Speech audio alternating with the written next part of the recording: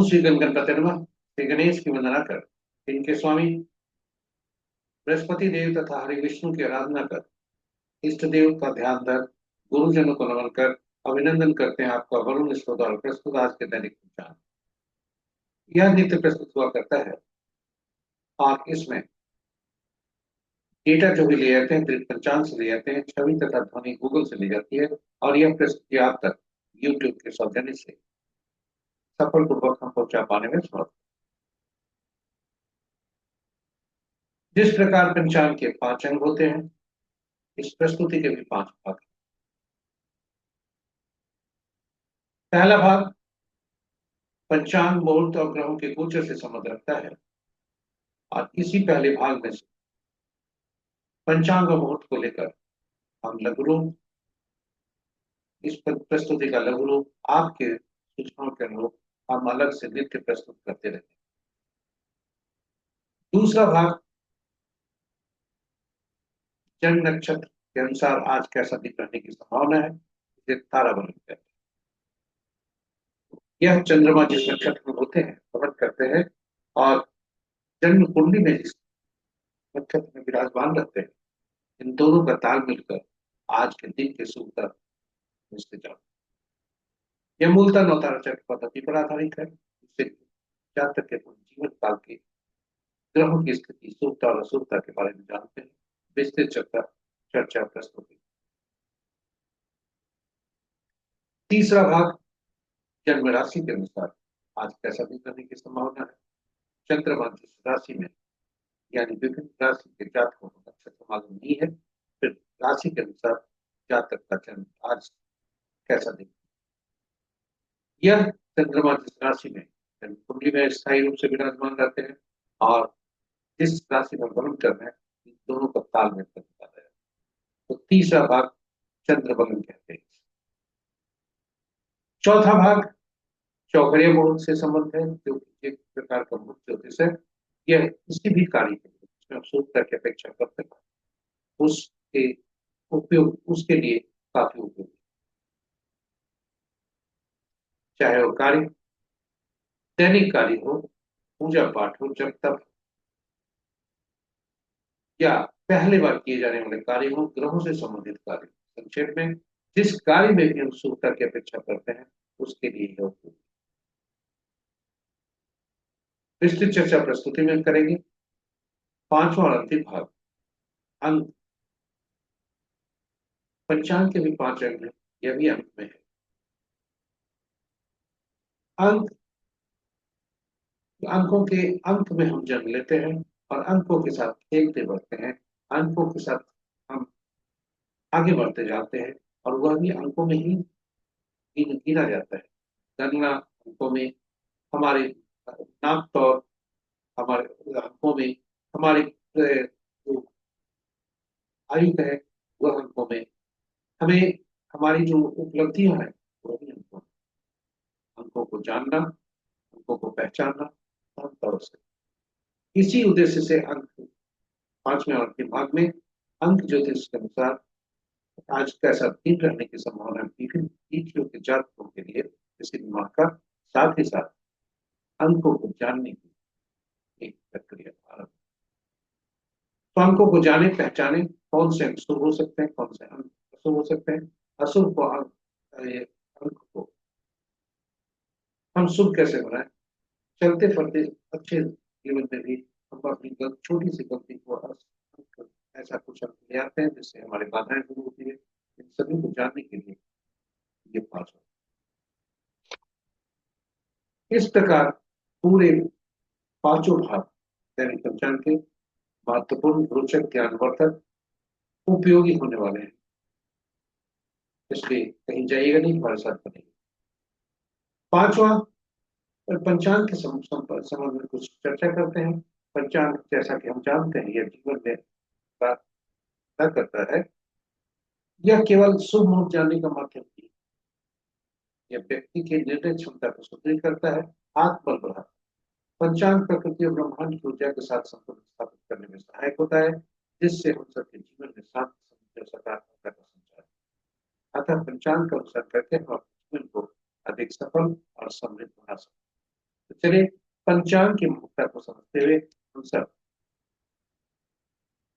पंचांग का अनुसरण करके अपने जीवन को अधिक सफल और समृद्ध। पंचांग का अनुसरण करके अपने जीवन में शांति, समृद्धि और सकारात्मकता का संचार सुनिश्चित करते हुए अपने जीवन को अधिक सफल और समृद्ध। साथ ही साथ प्रस्तुति को साझा करें अपने मित्रों, परिजनों तथा शुभेच्छुओं के संग, ताकि वे भी पंचांग का अनुसरण करके अपने जीवन में शांति, समृद्धि और सकारात्मकता का संचार सुनिश्चित करते हुए अपने जीवन को अधिक सफल और समृद्ध बना सके, और वे भी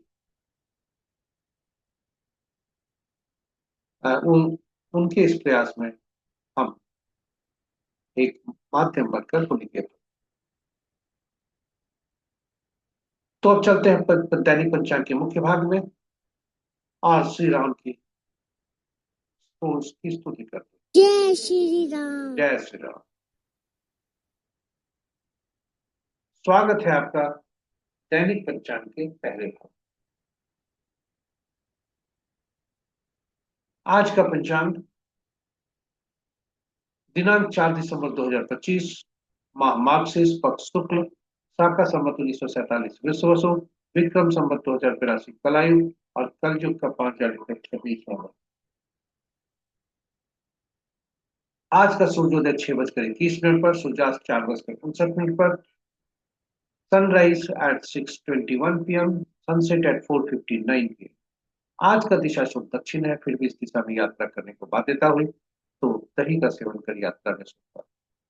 पंचांग के 5 अंक और गुरुवार, तिथि 4 भागों 3 भागों में, सॉरी, आज की तिथि आज 3 तिथियां हैं। प्रातः 8:37 तक चतुर्दशी, जो रिक्ता तिथि के अंतर्गत आता है।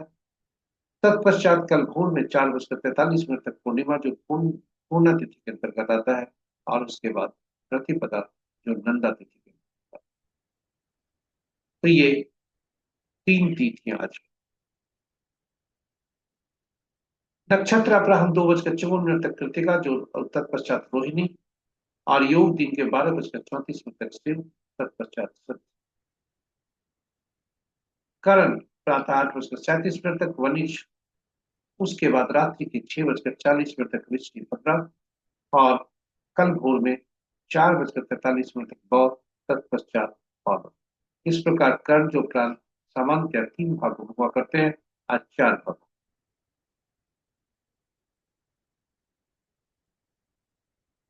ये रहे हमारे पंचांग के 5 महत्वपूर्ण मुहूर्त में जाने के पूर्व भोलेनाथ का आज वास देखते हैं कि भोलेनाथ का आज वास कहाँ है। जय भोलेनाथ। ओम नमः शिवाय। ओम नमः शिवाय। तो आज तिथि 3 भागों में है, 3 तिथियां हैं। 8:37 तक चतुर्दशी, उसके बाद 4:43 तक पूर्णिमा, और तत्पश्चात नंदा। शिव का वास भी जब तक चतुर्दशी तिथि है तब तक भोजन पर है भोलेनाथ, उसके बाद वे शमशान में होते हैं। ये दोनों स्थितियां प्रतिकूल हैं।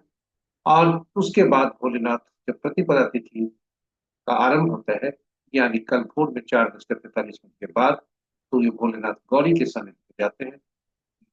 सुख करते। जय भोलेनाथ। ओम नमः शिवाय। ओम नमः शिवाय। महत्वपूर्ण मुहूर्त के में अभिजीत मुहूर्त दिन के 11:18 से 12:01 दिन तक, अमृत काल अपराह्न 12:48 से 2:12 तक, रवि जोग प्रातः 6:21 से 2:54 अपराह्न तक, और विजय मुहूर्त अपराह्न 1:36 से 2:09 तक। गोधूली बेला संध्या 4:56 से 5:23 तक, और निशिता मुहूर्त देर रात्रि 11:13 से मध्य रात्रि 0:07। रात्रि में किए जाने वाले पूजा पाठ जब तक साधना तंत्र अपराधी के लिए निशिता मुहूर्त श्रेष्ठ होता है। अशुभ मुहूर्त में सबसे प्रभावी राहु काल अपराह्न 12:59 से 2:19 तक, गुलिक काल प्रातः 9 बजे से 10:20 तक, यमगंड प्रातः 6:21 से 7:41 तक, और वर्ज्य मुहूर्त आज आज भोर में 4:23 से 5:50 तक, और पुनः कल भोर में 4:49 से 6:12। भद्रा आज प्रातः 8:37 से रात्रि के 6:40। आज का भद्रा का वास स्वर्ग में है, जो कि शुभ। ये रहे हमारे महत्वपूर्ण शुभ और अशुभ मुहूर्त। ग्रहों की आकाशीय स्थिति को देखें तो सूर्य देव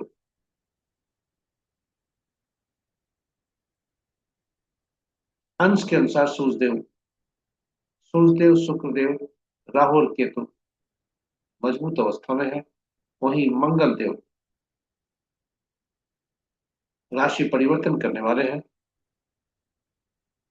इसलिए ये अस्त होने के साथ साथ कमजोर अवस्था। बुध देव बकरी हैं और बृहस्पति देव भी बकरी चल। वहीं चंद्रदेव अपनी उच्च राशि में आज आ चुके हैं कल, और ये वृषभ राशि में उच्च।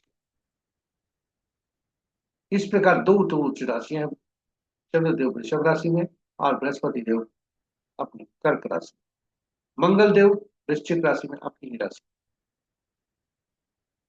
इस प्रकार ग्रहों के में राशियों के अनुसार मित्र राशि में 4 ग्रह, शत्रु राशि में 1 ग्रह, सम राशि में 3 ग्रह और स्व राशि में 1 ग्रह। शक्ति ग्रहों की शक्ति के अनुसार यदि राशि के अनुसार यदि देखें तो मंगल की राशि में 3 ग्रह, शुक्र की राशि में 2 ग्रह, बुध की राशि में कोई ग्रह नहीं और शेष ग्रहों की राशियों में एक एक ग्रह। किसी भी राशि ग्रह का राशि परिवर्तन नहीं। नक्षत्र के अनुसार यदि ग्रहों को देखा जाए तो मित्र नक्षत्र में 2 ग्रह, शत्रु नक्षत्र में 1 ग्रह, सम नक्षत्र में 4 ग्रह और अपने ही नक्षत्र में बृहस्पति देव तथा राहु देव। केतु, चंद्र और मंगल इनके नक्षत्र में कोई ग्रह नहीं है। बृहस्पति के नक्षत्र में 3 ग्रह, बुधदेव के नक्षत्र में कोई ग्रह नहीं, केतु चंद्र मंगल के नक्षत्र में कोई ग्रह नहीं, सॉरी, बृहस्पति के नक्षत्र में 3 ग्रह, बुधदेव के नक्षत्र में 2 ग्रह, केतु चंद्र मंगल के नक्षत्र में कोई ग्रह नहीं और शेष ग्रहों के नक्षत्र में एक एक ग्रह है। इस प्रकार दूसरी पहले भाग की प्रस्तुति हमारी समाप्त होती है। दूसरे भाग में आपका स्वागत। यह नक्षत्र के अनुसार चंद्रमा जिस नक्षत्र में होते हैं उनके अनुसार कैसा फल होगा यह हम देखें। इसे ताराबलन कहते हैं। ताराबलन के समक्ष आपके समक्ष एक सारणी है जिसमें ताराबलन के समक्ष जो हॉरिजॉन्टल कॉलम है उसमें नक्षत्रों के नाम है। यह चंद्रमा के गोचर से संबंधित।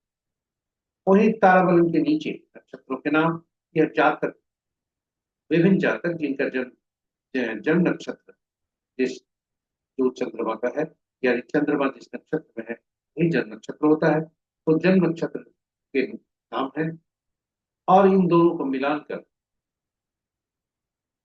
हम प्रतिफल नाम यानी हॉरिजॉन्टल कॉलम और वर्टिकल रोज क्रॉस करते हैं, उसे हम फलित करते हैं। तो इस प्रकार कुल 9 स्थितियां बन सकती है सुलता और असुलता। आपका आज का तारा जन्म में हो संपत, विपत, क्षेम, प्रत्यरि, साधक, नैधनी, मित्र या अति मित्र। तो जब आज का तारा आपका संपत, क्षेम, साधक, मित्र और अति मित्र में हो तो सुलता की ओर संकेत देते हैं, और जब जन्म विपत, प्रत्यरि और नैधनी में हो तो असुलता की तरफ इशारा होता है तारों का। तो तारे बोलते हैं जब भी आपका शुभ आज का तारा ये शुभ संकेत दे रहे हैं, शुभता के संकेत दे रहे हैं, तो अपने कार्यों का निष्पादन त्वरित गति से अधिक ऊर्जा से करें। साथ ही साथ यदि अशुभता के संकेत हैं, चुनौती के संकेत हैं, सावधान रहने की आवश्यकता है क्योंकि परेशानी हो सकती है, कार्यों में शुभता आ सकती है। तो ये इस प्रकार के में कोई उपाय नहीं करना चाहिए। जब तारे अशुभ हो तो कार्य को दैनिक कार्य में सावधानी रखनी चाहिए। जो कार्य आरंभ हो चुके हैं उनका निष्पादन भी करना चाहिए सावधानी, और कोई भी नया कार्य आरंभ नहीं करना।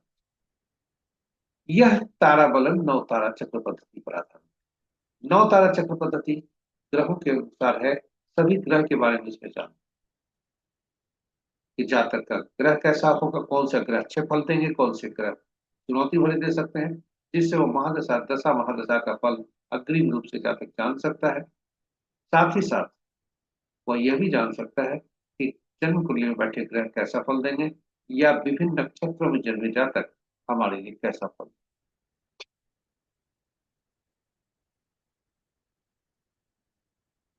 और जो नौ तारा चक्र पद्धति का मूल सिद्धांत है वह है ग्रहों के मूल नक्षत्र होते हैं। ग्रह अपना फल नहीं देते, नक्षत्र ही अपना फल देते हैं। यानी ग्रह को नक्षत्रों के फल पर निर्भर करना पड़ता है। तो कौन से नक्षत्र किस ग्रह के फल देंगे, क्योंकि 27 नक्षत्र है, 9 ग्रह। तो तीन तीन नक्षत्रों का समूह बनेगा, वो कौन सा हो। तो सभी 27 नक्षत्रों को तीन समूह में रखा गया और इस प्रकार तीन श्रेणियों में रख बनाया, तीन श्रेणी बनाए गए, 1 से 9 तक पहला, 10वां से 18वां तक 30 दूसरा, 19वां से 27वां तक 30। और ग्रहों को दशा महादशा के क्रम में रखा गया। पहला केतु, दूसरा सूर्य, शुक्र, तीसरा सूर्य, चौथा चंद्रमा, पांचवा मंगल, छठा राहु, सातवां बृहस्पति, आठवां शनि, नौवां बुध। और पहला नक्षत्र हर श्रेणी में से, यानी पहला 10वां 19वां नक्षत्र जो हुए उनका स्वामित्व केतु देव को मिला। दूसरा 11वां 20वां नक्षत्र शुक्रदेव को, तीसरा 12वां 21वां सूर्य देव को, चौथा 13वां और 22वां चंद्रदेव को। इस प्रकार आगे चलते चलते हम 9, 18वां 27वां नक्षत्र का स्वामित्व बुध देव को। और इस प्रकार सोचिए अब प्रश्न उठता है फलित कैसे कर। तो जन्म पत्रिका में चंद्रमा जिस नक्षत्र में है किसी भी जातक के, उस नक्षत्र को यहाँ देखें और उससे संबंधित ग्रह कौन से, स्वामी कौन बने। और जो स्वामी बनते हैं ग्रह वहां से पीड़ा गणना वहां से आरंभ होती है। और पहला ग्रह पीड़ादायक हो, मिश्रित फल देते हैं लेकिन पीड़ादायक हो। और वही दूसरा, चौथा, छठा, आठवां, नौवां ग्रह शुभ फलदायी होते हैं। पहला, तीसरा, पांचवा, सातवां अशुभ फल। तो जब भी हम ग्रहों का नक्षत्रों का से ग्रहों का फल देखें तो यह देख जरूर देखें कि ग्रह कैसा फल दे। और जब हमें पहले से मालूम हो जाए कि पहला किसी भी जातक का दूसरा, चौथा, छठा, आठवां, नौवां ग्रह शुभ फलदायी होता है और पहला, तीसरा, पांचवा, सातवां ग्रह अशुभ फलदायी होता है। नक्षत्र जिस चंद्रमा जिस नक्षत्र में होते हैं वो उसके संबंध से संबंधित ग्रह की दशा महादशा में ही जातक का जन्म होता है। पिछले जन्म में मृत्यु भी उसी दशा महादशा में हुआ कर। तो आज इस जन्म में यदि हम देखें तो दशा महादशा का फल हमारा जन्म नक्षत्र से शुरू होता है, जन्म ग्रह से शुरू होता है। और जन्म ग्रह पहला ग्रह बनते हैं, दूसरा, चौथा, छठा, आठवां, नौवां शुभ फलदायी होते हैं। पहला, तीसरा, पांचवा, सातवां अशुभ पीड़ादायक होते हैं। इस प्रकार ग्रहों का नाम वो हमें पता चल गया जो हमें पीड़ा देंगे या शुभ फलदायी होंगे। तो हम दशा महादशा का फल जान सकते हैं इससे। इससे साथ ही साथ हम ग्रहों के जन्म कुंडली के बैठे ग्रहों से कौन से शुभ फलदायी होंगे, कौन से अशुभ फलदायी, यह जान सकते हैं। और जो पहला, तीसरा, पांचवा, सातवां नक्षत्र में जन्मे जातक होंगे वे हम उस जातक के लिए, हमारे लिए, यदि हम अपना नक्षत्र देख रहे हैं हमारे लिए वे अशुभ फलदायी होंगे, निश्चित फल। इस प्रकार हम ग्रहों से अग्रिम जानकारी प्राप्त कर सकते हैं नवतारा चक्र पर। और यह हमारे लिए अधिक लाभदायक हो सकता है। शुभ समय में, शुभ दशा महादशा में योजनाबद्ध तरीके से शुभ कार्यों का निष्पादन कर सकते हैं।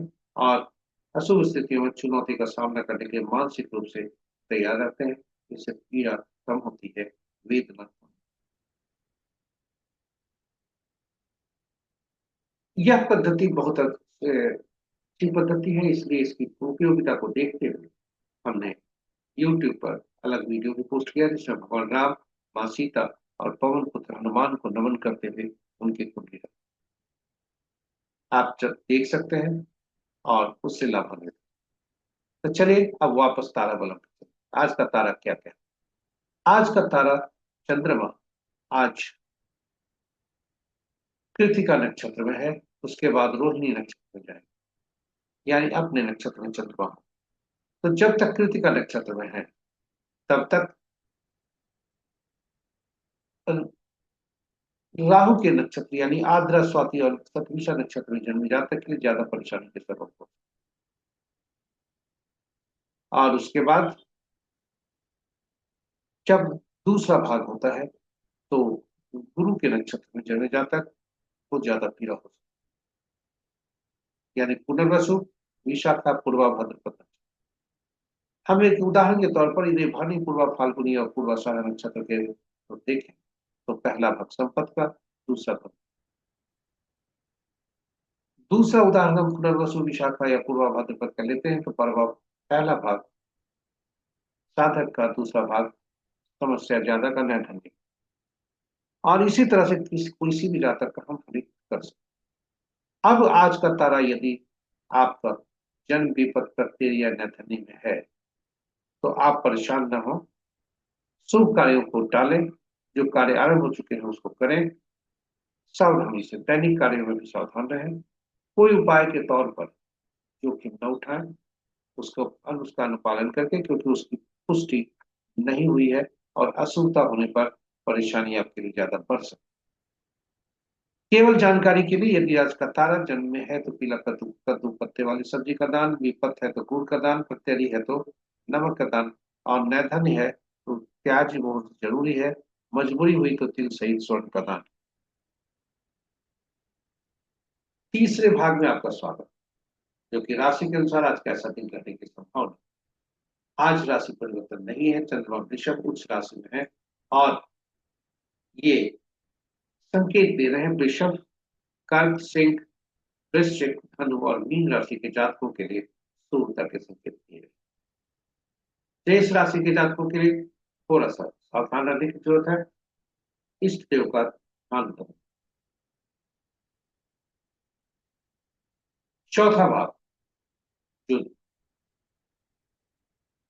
जो चौघड़िया से संबंध रखता है, यह एक प्रकार का मुहूर्त ज्योतिष, इस पर हमने अलग से प्रस्तुति रखी है क्योंकि यह काफी उपयोगी है।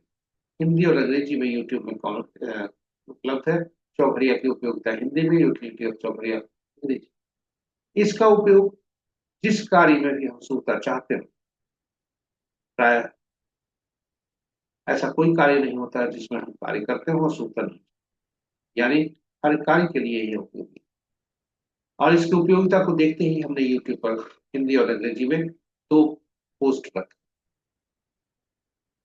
संक्षेप में यहाँ बता दें कि कुल 8 चौघड़िया दिन के होते हैं, 8 चौघड़िया रात के जो होते हैं, लेकिन सप्ताह के दिन 7 ही होते हैं, इसलिए 7 चौघड़िया का नामकरण हुआ।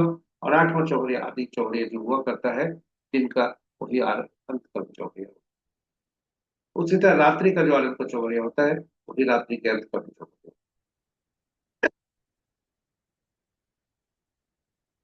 इस प्रकार सप्ताह सभी चौघड़िया का 7 7 दिन का जो नामकरण हुआ, साप्ताहिक तीनों के संबंध रखकर, तो ग्रहों सभी चौघड़िया का संबंध साप्ताहिक तीनों से हो जाता है। और सभी साप्ताहिक दिन के स्वामी अलग अलग ग्रह बनते हैं, जो विशेष कार्य, विशेष प्रयोजन या कहें विशेष विशेष कार्य वगैरह आदि करने के लिए ये उपयोगी हुआ करते हैं अति। इस प्रकार चौघड़िया का संबंध ग्रहों से भी होता है, उनके कार्यों से, इसलिए चौघड़िया की उपयोगिता और बढ़ जाती है।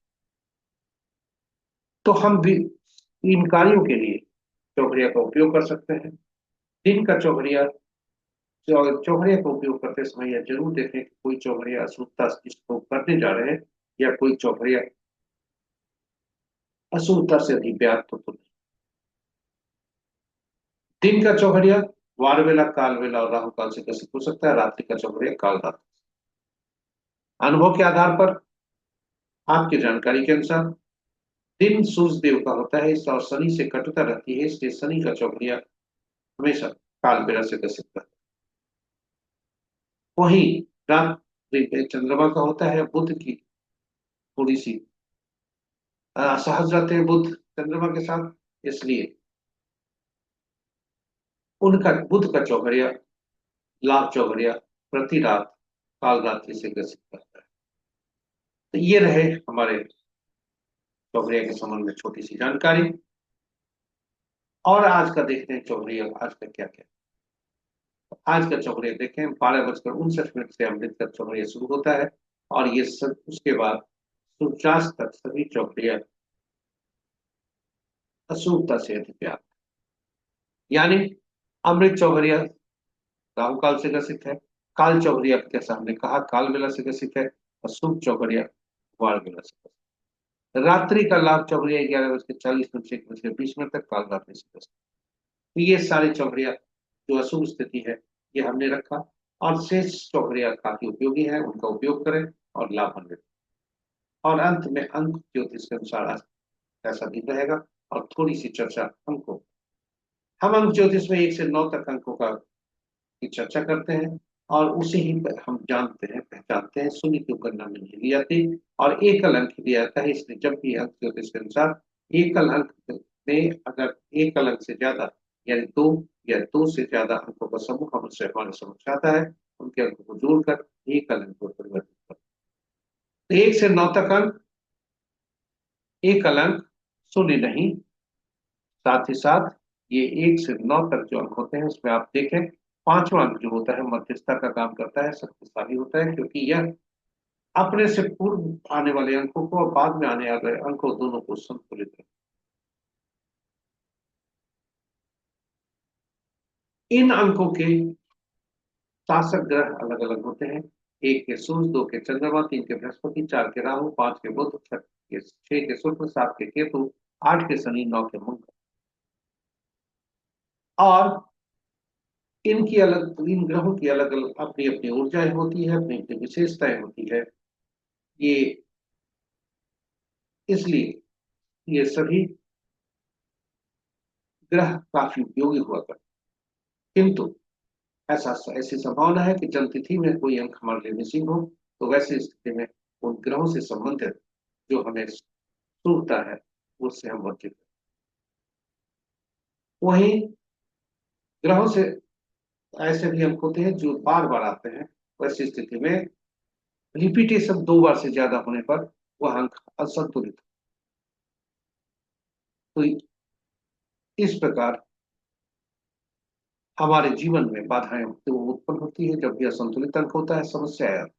इन चीजों अंकों को पहचानना हमारे लिए नितांत आवश्यक है ताकि हम उसका उपयोग कर सकें। इन अंकों को उनकी उपयोगिता के अनुसार अलग अलग नामों से जानता है। एक को राजा से, ये सरकार से या बॉस से, 2 को रानी से या पार्टनर से, 3 को गुरु से या सलाहकार से, 4 को शरारती तत्वों से, झूठ बोलने वाले व्यक्तियों से, 5 को राजकुमार से, 6 को मंत्री से या सुख सुविधा प्रदान करने वाले व्यक्तियों से, 7 को धर्मगुरु से या ऐसे व्यक्ति जिन्हें किसी भी पूर्व भविष्य में घटने वाली घटनाओं का पूर्वाभास हो, 8 को अधीनस्थ से, 8 को अधीनस्थ से, सबऑर्डिनेट से, समाज के नीचे तबके के लोगों से, नौकर चाकर से और न्यायालय से, 9 को सेनापति से, डॉक्टर से, पुलिस से आदि। जब हम जन्म लेते हैं तो ईश्वर हमें कुछ अंक उपहार के रूप में देते हैं, वह जन्म तिथि। जन्म तिथि में तिथि माह और वर्ष हुआ करते हैं। तिथि में 1 अंक भी होता है और 1 या 2 अंक हो सकते हैं तिथि और माह में, वर्ष में 4 अंक। तिथि को ड्राइवर कहा जाता है या मूलांक कहा जाता है, और तिथि माह को और वर्ष को अंकों को जोड़कर एक अलग में परिवर्तित करते हैं, वह अज्ञान कहलाता है, कंडक्टर कहलाता है। अंक ज्योतिष के सिद्धांत के अनुसार मूलांक और भाग्य अंक आपस में शत्रु नहीं होना चाहिए, ड्राइवर और कंडक्टर आपस में शत्रु नहीं होना चाहिए, क्योंकि जिस प्रकार यथार्थ की धरती पर यदि ड्राइवर और कंडक्टर बस का आपस में शत्रुता रहे तो बस का आरंभ से ही चलना मुश्किल है। उसी तरह जीवन में यदि ड्राइवर और कंडक्टर आपस में शत्रु है तो जीवन आरंभ से ही स्ट्रगल रहता है। किंतु दूसरी स्थिति तब बन सकती है जब ड्राइवर और कंडक्टर आपस में मित्र हो, किंतु बाद में कुछ ऐसे पैसेंजर्स बोर्ड हो जाए जो कि दोनों के शत्रु या किसी एक के शत्रु, फिर उस स्थिति से जहां से वो बोर्ड होते हैं वहां से समस्या शुरू होती है। जीवन में भी हम कुछ अंक ऐसे ले आते हैं जो कि मूलांक या भाग्यांक का शत्रु अंक होता है, और हमारे जीवन में समस्याएं वहीं से पैदा होती हैं। इसलिए अंकों को पहचानना जरूरी है। जीवन को संतुलित रखने के लिए अंकों को संतुलित रखना अति नितांत आवश्यक। ड्राइवर हमारा आंतरिक व्यक्तित्व दर्शाता है। वही में माह और वर्ष से माह और तिथि को मिलाकर हमारा वह जो अंक बनता है वह हमारा बाहरी व्यक्तित्व दर्शाता है। कंडक्टर, ड्राइवर और माह वर्ष तीनों को जोड़ते हैं कर्व बनाते हैं। एंजल नंबर वह पुरुष का के लिए अलग से निकाला जाता है और महिला के लिए अलग से। तिथि को जोड़कर वर्ष को जोड़कर एक अंक में परिवर्तित करते हैं। पुरुष के लिए उसमें 11 में से उसे घटाते हैं और महिला के लिए 4 उसमें जोड़ते हैं। यह उदाहरण के तत्व गूगल से हमने एक जन्म तिथि ली है जो किसी महान व्यक्ति का है, प्रख्यात व्यक्ति का है। उनकी जन्म तिथि उदाहरण के तौर पर केवल एक्सरसाइज के उद्देश्य से ली है। अब यहाँ पर देखें कि इनका मूलांक 4/12/1962 जन्म तिथि है। मूलांक 4 होता है, भाग्यांक 7 होता है। माह का योग 3 होता है। 4 3 9 एक अंक में परिवर्तित करके बनाया। इनका एंजल नंबर 2 बनता है तथा अचीवमेंट नंबर जो कि इनका बाहरी व्यक्तित्व दर्शाता है वह 7 बनता है। इस प्रकार अब प्रश्न उठता है कि मूलांक और भाग्यांक में यदि शत्रुता हो तो कौन सा अंक कहां से लिया जाए वह जिससे यह शत्रुता समाप्त हो। तो इसके लिए ऐसा अंक चुना जाता है जो कि दोनों का मित्र हो, और वह स्रोत होता है ऐसा जगह, ऐसा स्रोत जो पूरे जीवन काल में वह बदलता नहीं, बदलने की संभावना बहुत अच्छी, और वह होता है नामांक। आप आश्चर्यचकित होंगे कि नाम में तो अक्षर होते हैं, यह अंक कैसा? जी हाँ, ना इन अंकों के अक्षरों के अंकीय मूल्य होते हैं। इसलिए ये इनका जो नाम होता है, नाम में जो प्रयुक्त अक्षर होते हैं उनको अंकीय मूल्य में परिवर्तित कर फिर उनको जोड़ते हैं और फिर एक अंक में परिवर्तित करके उनका उपयोग करते हैं। यह जो जन्मतिथि हमने ली है लोकसभा के स्पीकर ओम बिरला सर, उन्हें हार्दिक बधाई। आज जन्मतिथि। यदि उनके नाम को यदि देखें तो नाम का आरंभ अक्षर जो कि वह भी महत्वपूर्ण होता है, नाम का आरंभ अक्षर मूलांक और भाग्यांक का शत्रु नहीं होना चाहिए, और नाम का नामांक भी शत्रु नहीं होना, तभी ये संतुलित कर पाते। तो इनका मूलांक देखें 4, भाग्यांक 7, नाम का पहला अक्षर 7 और नामांक 2। उसी तरह से इनका जो आप देखें एटीट्यूड नंबर जो कि इनका बाहरी व्यक्तित्व दर्शाता है वह भी 7 है। और एंजल नंबर इनका 2 है। अब आप जानना चाहेंगे इनके शत्रु अंक, आखिर अंकों के शत्रु अंक कौन कौन? यह सूची आपके समक्ष। 1 के 8, 2 के 4 6 8 9, 3 के 6, 4 के 4 8 9 4 2, 6 के 3 9, 7 के 7 9 3, 8 के 1 2 9 4 8, 9 के 6 4 2 8। ये रहे उनके शत्रु अंक। और शत्रु अक्षर कौन कौन है? एक के एफ पी, और इस तरह से अलग सूची हमने रखी। अब इन अंकों को देखें तो कुछ अंक ऐसे होते हैं जो अपने के ही शत्रु होते हैं, जैसे 4 7 8 9। यानी 4 अंक वाले को 4 अंक से शत्रुता रहती है, 7 को 7 से शत्रुता रहती है। अब ओम बिरला सर का देखें, 4 मूलांक है, भाग्यांक 7 है और नाम का पहला अक्षर भी 7, जो कि उतने अच्छे नहीं। वहीं अगर इनके ये को देखा जाए, जो मिसिंग नंबर है वो इनका मिसिंग नंबर यदि बढ़िया से देखा जाए तो इनका मिसिंग नंबर 3 और 8 होते हैं। वहीं जो रिपीट ज्यादा होते हैं वह रिपीटिंग नंबर 2। यानी ये सब इम्बैलेंस करते हैं। तो ये पर्सनल ईयर निकालने के लिए हम वर्ष को हटाकर उससे वर्तमान वर्ष को हटाते रखते हैं ओरिजिनल बर्थ डेट, और उनका इनका भी जो वर्तमान वर्ष भी है वह 7 दे रहा है, और रनिंग एज इनका 5 है। इनके तिथि, इनके जिस पार्टी से ये संबद्ध है, भारतीय जनता पार्टी, इनका जन्म स्थान कोटा है, वह 5 देता है, जो कि बहुत अच्छा है। भारतीय जनता पार्टी जिस पार्टी में जुड़े हुए, जिससे संबद्ध है, वे भी 5 इनके अंक है। इसलिए भारतीय जनता पार्टी से ये जुड़े हैं तो 5 अंक मिल रहे हैं, जो कि संतुलित अंक है। इस प्रकार हमारे आज के अंक क्या कहते हैं, आज 7 अंक है, और 7 अंक का सबसे पहला दुश्मन 7 खुद होता है। 3 अंक से इनकी शत्रुता होती है, और साथ साथ 9 अंक से भी शत्रुता होती है। यानी 3 12 21 30 को जन्मे जातक, 7 16 25 को जन्मे जातक, 9 18 27 को जन्मे जातक के लिए आज के अंक असुरता के संकेत दे रहे हैं।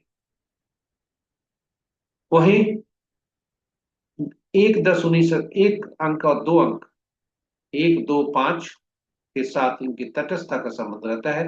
इसलिए 1 10 19 28 को जन्मे जातक, 2 11 20 29 को जन्मे जातक, 5 14 23 को जन्मे जातक के लिए आज का दिन साधारण रहने की संभावना। शेष अंक यानी 4 13 22 31, 6 15 24 और 8 17 26 तारीख को जन्मे जातक किसी माह के, उनके लिए उत्तमता के संकेत। और इस प्रकार यह प्रस्तुति यहाँ पर समाप्त होती है। हमारे साथ बने रहने के लिए बहुत बहुत धन्यवाद। आशा करते हैं आपकी यह प्रस्तुति आपके लिए उपयोगी होगी, और आप हमसे बने रहे इसके लिए बहुत बहुत धन्यवाद। यदि इस प्रस्तुति का आप पहली बार देख रहे हैं तो हमारे चैनल को सब्सक्राइब करें, साथ साथ नोटिफिकेशन बटन को दबा दें, ताकि हमारी हर प्रस्तुति की सूचना आपको मिल सके और आप उसे लाभ लें। साझा करें प्रस्तुति को अपने मित्रों, परिजनों तथा शुभेच्छुओं के संग, ताकि उनके जीवन में भी शुभता आ सके। और अंत में आपका सुझाव अपेक्षित है, ताकि प्रस्तुति को और बेहतर हो। इन शब्दों के साथ दिन के स्वामी बृहस्पति देव तथा हरि विष्णु से कामना करते हैं आपका दिन। जय बृहस्पति देव, जय श्री हरि विष्णु, जय श्री कृष्ण।